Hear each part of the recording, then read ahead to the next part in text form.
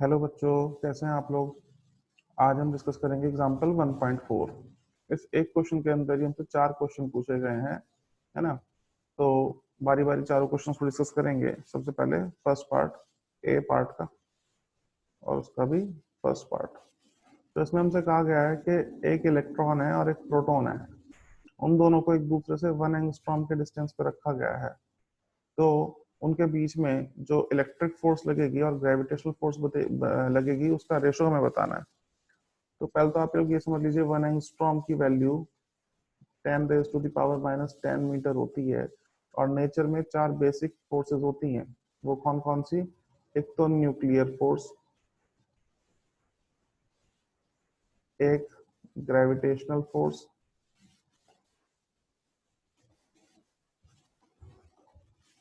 एक electromagnetic force, electrostatic force, और एक स्ट्रॉन्ग न्यूक्लियर फोर्स। ये इनकी स्ट्रेंथ के बेसिस पे अरेंज की गई हैं।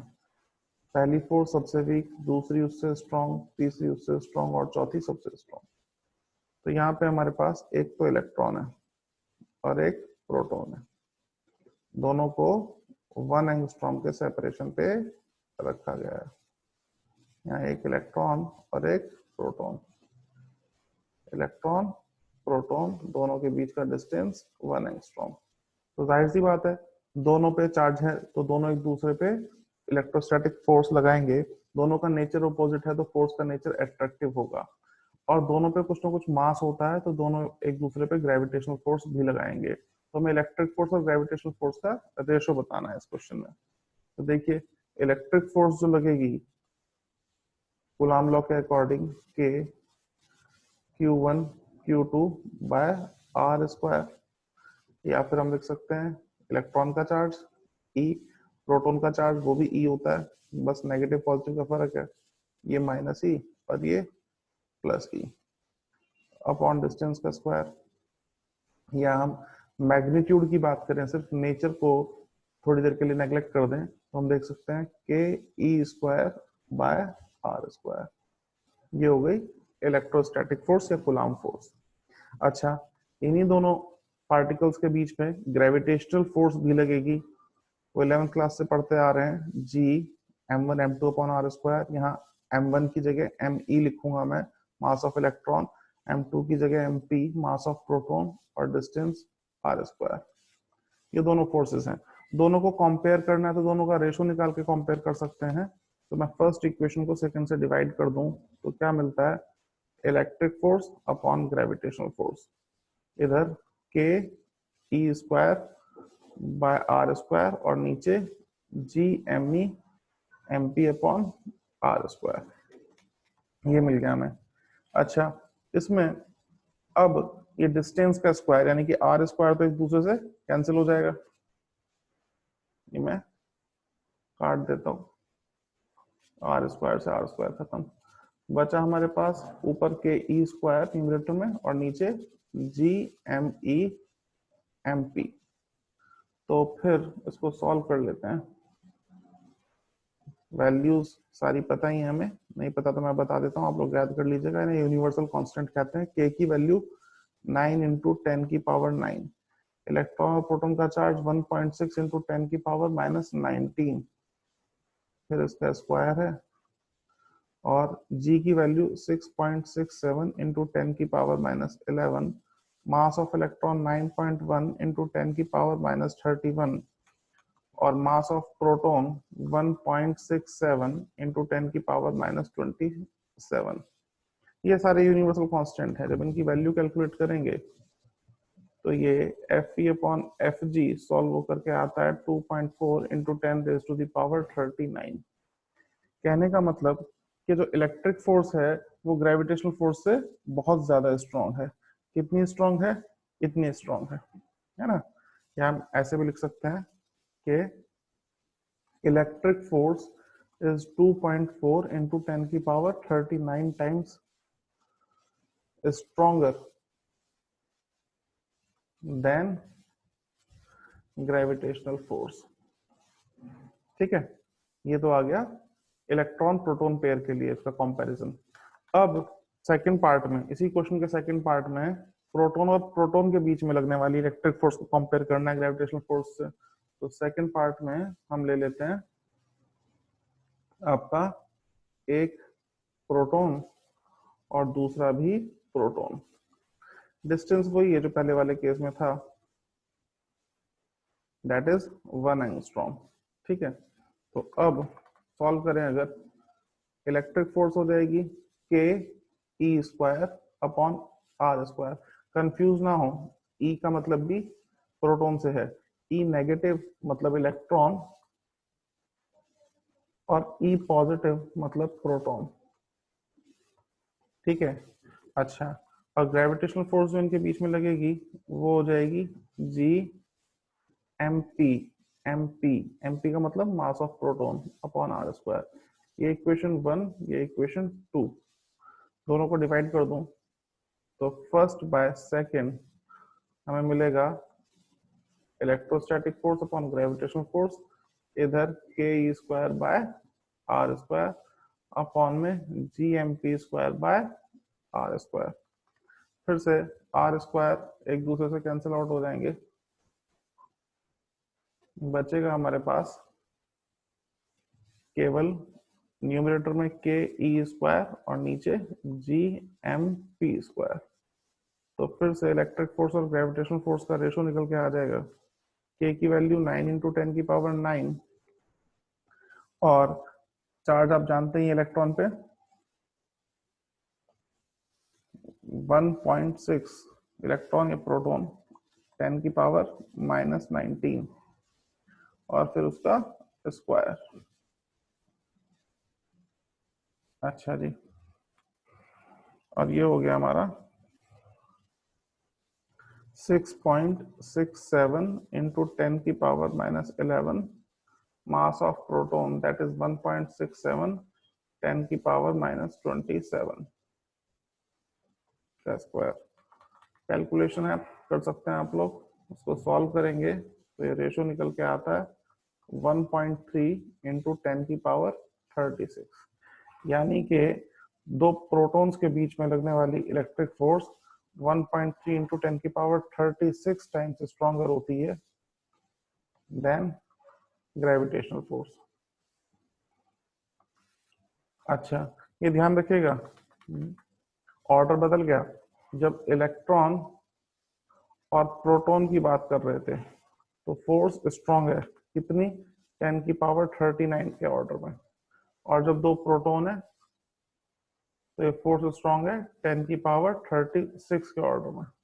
1000 टाइम्स का फर्क आ गया, ये मास की वजह से आया है। आप लोगों को बता दूं, पता है तो वेल एंड गुड, नहीं पता तो मैं बता दूं, इलेक्ट्रॉन का मास जो होता है वो 9.1 इंटू 10 की पावर -31 kg होता है, और प्रोटॉन का मास जो होता है 1.67 इंटू 10 की पावर -27 kg होता है। ये आपको दिखाई दे रहा होगा, प्रोटॉन हैवी होता है इलेक्ट्रॉन से, कितना हैवी होता है 1843 टाइम्स, 1843 टाइम्स हैवी होता है, या शॉर्ट में लिखें तो 1.8 इंटू 10 की पावर 3 टाइम्स हैवी होता है, यानी कि लगभग अप्रोक्सीमेटली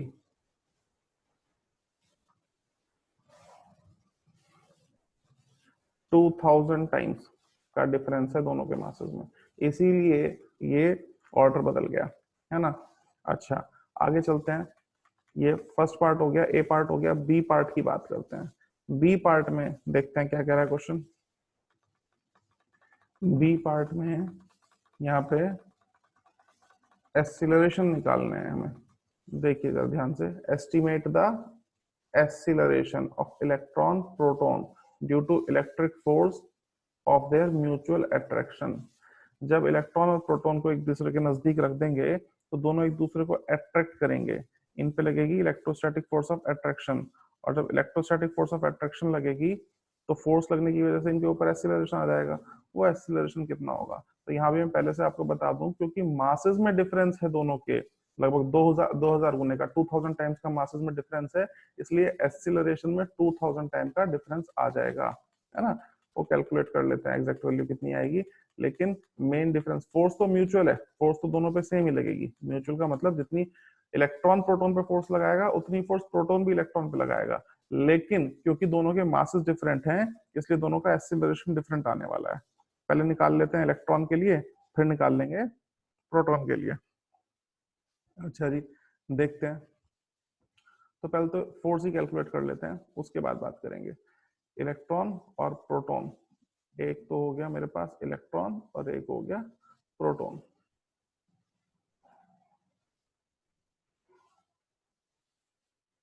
एक मैं ले लेता हूं इलेक्ट्रॉन और एक ले लेता हूं प्रोटॉन।